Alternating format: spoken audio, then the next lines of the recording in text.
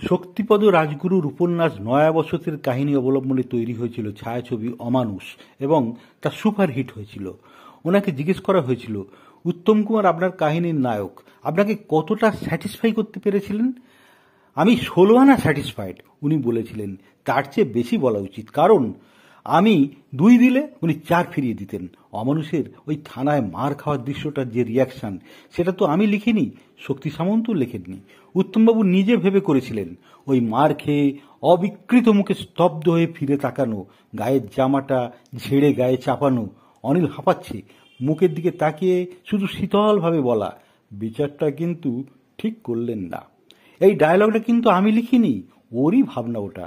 তাই বলি, আমি 2 দিয়েছি আর ওর কাছ থেকে 4 বেরিয়ে এসেছে। আর আজকে, আর তখন একটা অমানুষ বাংলায় তৈরি হলে আরো 5টা গল্প তৈরি হতো, সিনেমা হতো। আর আজকে আমি বলি হ্যাটস অফ